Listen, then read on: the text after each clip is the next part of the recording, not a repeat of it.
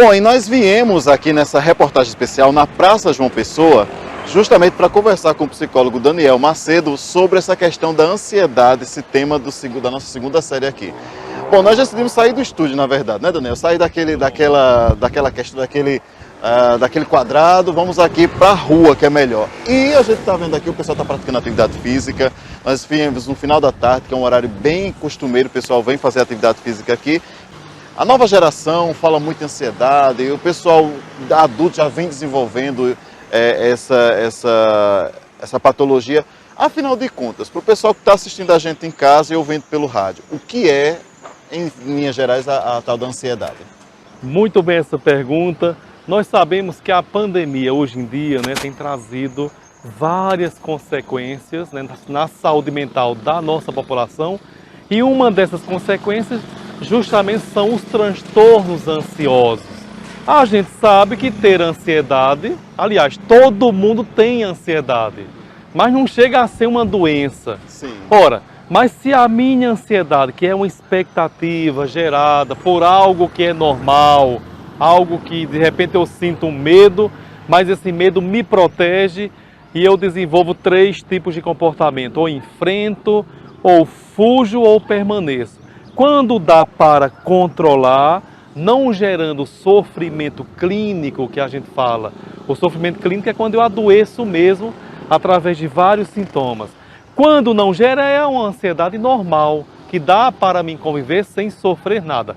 Quando essa ansiedade começa a atingir justamente essas principais áreas, as áreas do meu sono, da minha alimentação, bloqueios nas questões dos ambientes sociais, do meu trabalho, quando eu começo a não ter mais controle e vindo a ponto de me prejudicar, aí pode ser que há instalado um transtorno mental chamado ansiedade, a partir de vários tipos. Nós temos várias tipologias de ansiedade. Então, a ansiedade é uma apreensão exagerada que gera muita tensão, a ponto de eu me desesperar, ter muito medo iminente e não consigo me equilibrar, principalmente naquilo que eu tinha controle antes.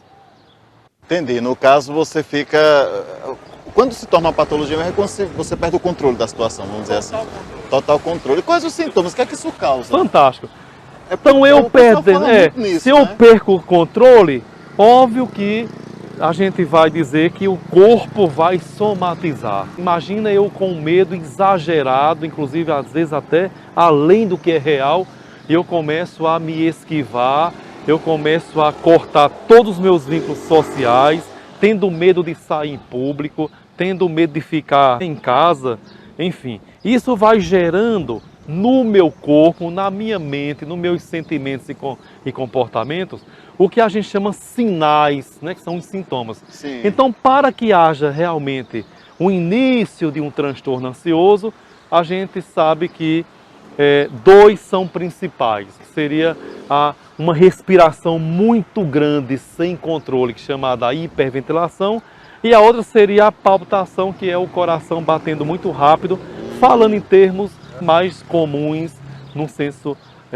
mais compreensível. Então, os sintomas começam de fato a interferir na minha saúde física, porque eu não vou conseguindo dominar. Tem pessoas que tremem muito, tem pessoas que choram, tem pessoas que soam, tem pessoas que roem as unhas, que é um fenômeno bem interessante e muito comum, principalmente nos adolescentes. Então, os sintomas da ansiedade vai iniciando de maneira muito breve e aos pouquinhos, progressivamente, vai tomando conta de mim, a ponto de eu desenvolver também distúrbios no campo dos pensamentos, das ideias disfuncionais. E aí o medo me toma de conta e eu vou desenvolvendo essa patologia que hoje faz parte da nossa população, inclusive mundial. Todo mundo, quase todo mundo, se não cuidar, pode desenvolver um transtorno de ansiedade. Muito bem, agora vamos lá. Para o pessoal que está acompanhando a gente em casa, assistindo o programa e ouvindo pelo rádio, justamente. Uma pessoa que tem ansiedade, por exemplo, vamos lá, um amigo, meu filho, meu sobrinho, sei lá, tem ansiedade e tem uma crise de ansiedade. né? Existem também essas questões, essas crises de ansiedade muito grandes. O que eu, enquanto familiar ou amigo mesmo, tal, porque pode acontecer em qualquer lugar. O que eu faço nesse Em caso? qualquer lugar, em casa, na igreja, Qualquer na lugar escola, pode acontecer. qualquer lugar é o transtorno que ele transcende, ele vai além dos ambientes. Tanto que existe nos quadros clínicos e tipológicos das ansiedades, as fobias, né? Por exemplo, fobia social. Tem pessoas que desenvolvem uma ansiedade chamada TAG, que é uma das mais comuns. A gente percebe nos atendimentos clínicos, tanto do município quanto em clínicas particulares, que é a ansiedade generalizada. Uma coisa importante que é a mudança de hábito. Eu tenho que ter mudança de hábito. O que é a mudança de hábito? É justamente criar estratégias para diminuir a minha tensão, o meu estresse, a minha preocupação com as coisas banais. A gente está vendo uma geração que não tem mais calma para nada, imediatista demais. É um uso excessivo e compulsivo das redes sociais, celular e etc. E aí não me sobra mais tempo para fazer aquilo que é essencial. Atividades, por exemplo, ouvir música, prática de meditação, é a questão das pessoas que são religiosas voltarem a ter pequenos rituais de oração, e enfim.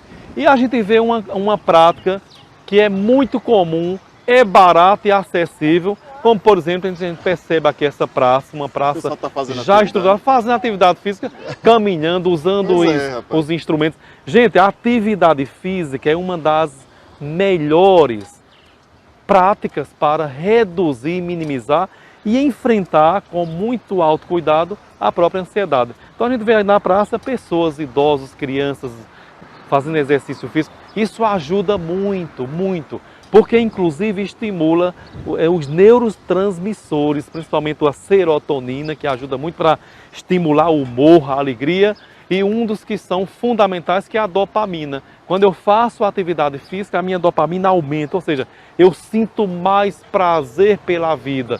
E aí eu encontro soluções sem precisar do desespero, da angústia, do estresse do cotidiano. Justamente, ou seja, pessoal que está acompanhando aí o jornal, onde quer que vocês estejam, a gente está acompanhando aqui, a gente grava no final da tarde, está um pôr do sol maravilhoso aqui em Picuí, e realmente é um momento maravilhoso. Você imagina, tu depois de um dia corrido, tu vem aqui para a Praça Getúlio Vargas, senta num banquinho desses aqui que fica em frente a esse, e vai contemplar o pôr do sol um pouquinho. Faz uma caminhada de leve aqui, como a gente vê muito. Inclusive, Janderrier, o sol é terapêutico, esse solzinho que acalenta, que traz também. O sol nos energiza, né? As pessoas que trabalham, os profissionais de terapia que trabalham com terapias integrativas, complementares, fitoterapia. Existe uma terapia chamada helioterapia, que é a partir da exposição ao sol. E o sol também ajuda. Pessoas que ficam muito tempo em casa, sem tomar sol, ela tem problemas, inclusive com a questão da vitamina D, né? Tão importante e essencial para o nosso humor, para a nossa vitalidade. Muito bem.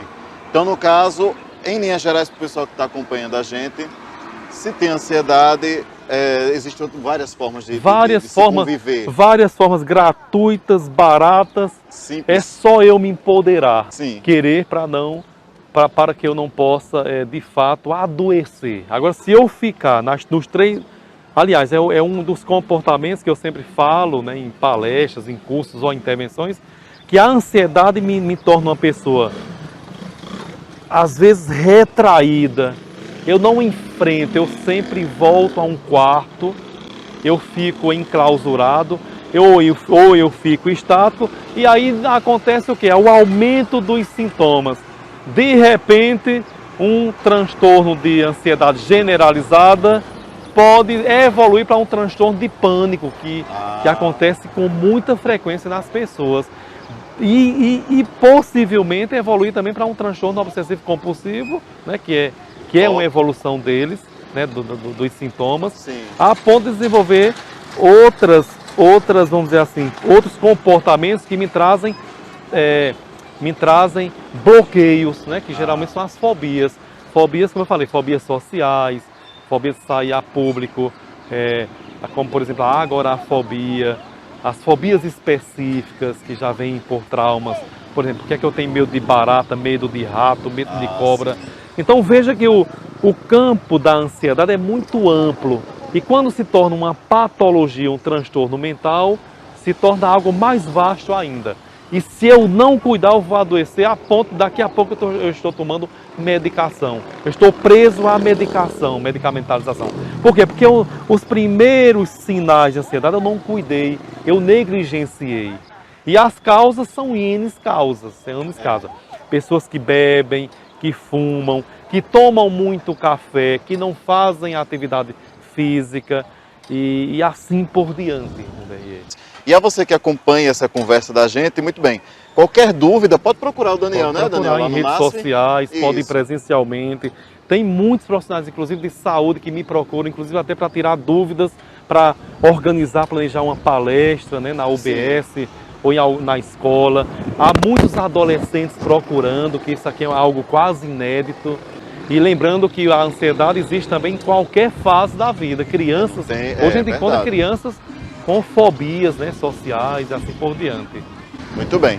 Bom, Daniel, próximo tema nós vamos tratar aqui, vamos anunciar em breve aqui no jornal. Também vai ser externo, a gente vai para outro lugar aqui da cidade também. Vamos continuar fazendo um pouquinho de helioterapia aí. O sol está indo embora, mas a gente fica fazendo um pouquinho de helioterapia aqui também. Não é não? A sua ideia, Janderê, é maravilhosa, porque é uma metodologia é um improviso e um pouquinho planejado. E eu lembro dos filósofos antigos. Existia correntes na filosofia, quem é estudante de filosofia, ou professores que nós temos no município, que alguns filósofos criavam uma escola chamada peripatética, que era uma escola que se dava aula nas praças, andando nas praças. E um dos transtornos da ansiedade, um dos sintomas é a agorafobia, medo das praças, né? Agorafobia, medo de estar em lugares abertos. Ou seja, nós falamos de ansiedade, mas há muito tempo atrás se falavam, né, em outra linguagem, né? Claro que a gente fala hoje na linguagem voltada à abordagem psiquiátrica, psicológica, psicopatológica e assim por diante. Mas é interessante isso. A praça, aqui acontece tudo, é a conversa, é o caminhar. Praça é sinal de encontro. Então, se eu sou uma pessoa ansiosa, venha, frequenta as praças. É uma ótima pedida, viu? Simples, barato de graça. E é um remédio também. É um remédio. Remédio não é só psicofármaco, é também comportamentos. Exatamente. Daniel, muito obrigado pela sua participação aqui. Até o próximo encontro, então. Muito obrigado e agradeço muito pela oportunidade. E vamos produzir conhecimento para que a população não tenha mais medo de falar o que sente e procurar ajuda profissional. Muito bem. E a você que acompanha o Jornal do Município na internet e também no rádio, nós ficamos por aqui. Voltamos no próximo quadro com mais informações sobre saúde mental aqui para vocês.